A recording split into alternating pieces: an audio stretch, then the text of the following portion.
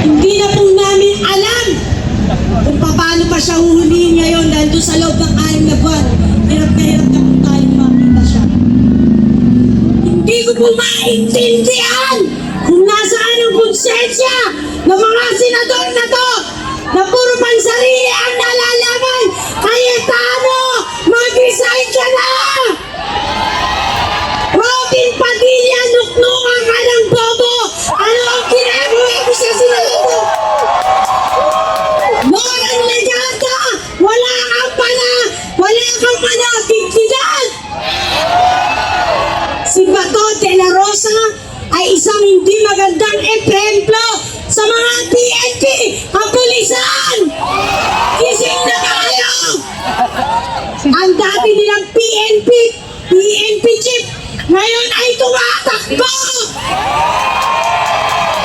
At tumnata pa, utang na nagsusumbong sa mga kapwa niya senador, nasugatan daw siya, samantalang yung mga binaril nila, pinasok ang bahay, driving tandem, hindi na nakakuha ng hustisya magpahanggang ngayon. Hindi kailangang mag-isa si Duterte sa dahig. Kailangan niyang makasama ang mga gumawa ng war on drugs na to. Lahat sila ay may kamay, may dugo sa kamay. Kabilang na si Bongo. Pero ang ginawa nilang moro-moro drama sa Senado noong Miyerkules ng gabi ay hindi dapat patawarin ng mamamayang Pilipino. Ito ay pambababoy sa atin, panloloko. Cayetano, under attack daw ang Senado. Nino, ng sarili niyong kagaguhan. Ng sarili niyong palabas na kayo na ang direktor, kayo pa ang mga aktor. Puro kayo tarantado dyan sa loob ng Senado. Wala kayong puso para sa mga pinatay. Wala kayong puso para sa anak ko. Sa mga nanay na hanggang ngayon nag-iinagpis. Hindi namin alam sa dami kukunin ang hustisya kung di pa kami lalapit sa international body, sa ICC.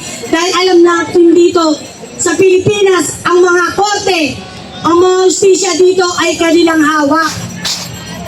Itong mga kapulisan na to, gising na ba kayo? Yung PNP chief nyo, takbuhin!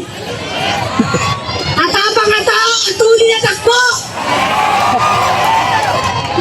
Pato, nakakahiya ka, hindi ka dapat pamarisan ng mga kapulisan na to at ang mga mamamayan pa at mga batang nag-aangat magsilbi sa bayan. Nakakatawa lang na habang nagpuputukan sila doon, tayo dito ay niloloko at yung mga nabasag sa loob ng Senado ng mga salamin, tayo pa rin ang magpapagawa nun. Taxpayers money ang gagamitin nila. Hindi dapat kinakanlong ng Senado ang isang puganteng katulad ni Bato. Dapat sila ang nagtatanggol sa atin. Kababayan ko, gising na ba tayo? Buhay pa ba tayo? Samantalang maraming namatay sa ngalan ng war on drugs ng berdugong si Duterte. Kaya mula ngayon at sa mga susunod pang paglakad natin, ipagdiinan natin na makamit natin ang hustisya sa katakot-takot na issue na gumagahasa sa bayan natin. Flood control, ano nangyari? Wala pa rin nakokonvict, wala pa rin napapanagot. Isama na natin yung mga iska na pinatay sa Negros 19. Mga kabataang naghahangad lamang ng pagbabago sa ating lipunan. Tinatawag nilang convict, ang ina nila. Mga tao, yung mga scholar na yon, mga anak yon ng magulang nila, na dapat din natin ihingi ng hustisya. Kaya wag tayong pumayag na gawing tanga ng gobyerno na to. BBM! Pakinggan mo kami, gising ka na ba? Huwag kang magpipingiya sa panawagan ng taong bayan. ipakita mo ang kapangyarihan mo. Litisin si Sara, arestuin si Bato. Kailangan makita namin na aresto si Bato, pati na po si Bongo at yung 8 pang kasama sa ICC. At kailangan panagutin natin yung mga senador na to. Cayetano, mag-resign ka na! Mapayapang hapon po sa ating lahat.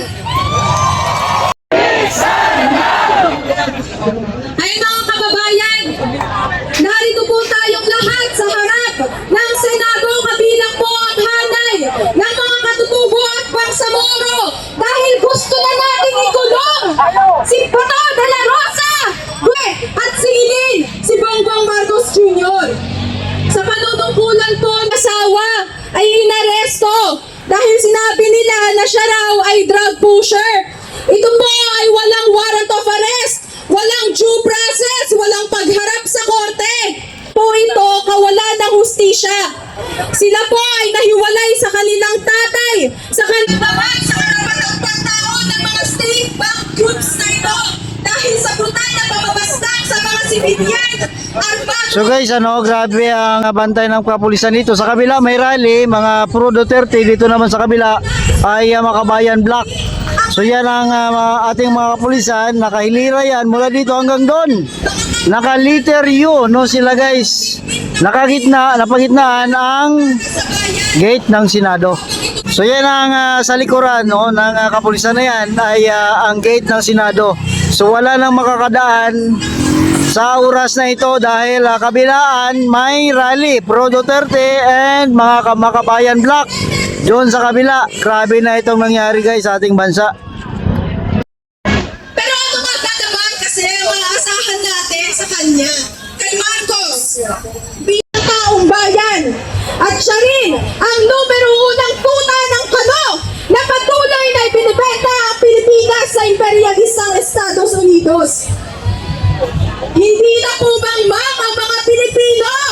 Hindi kami madadaan sa pag-iyak at pagkanta ni Bato na napakapangit naman.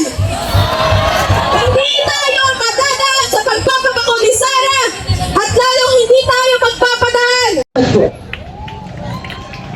Ayan, mga kabataan, mag-ingay ang mga galit sa korupsyon at kawalan ng pananagutan.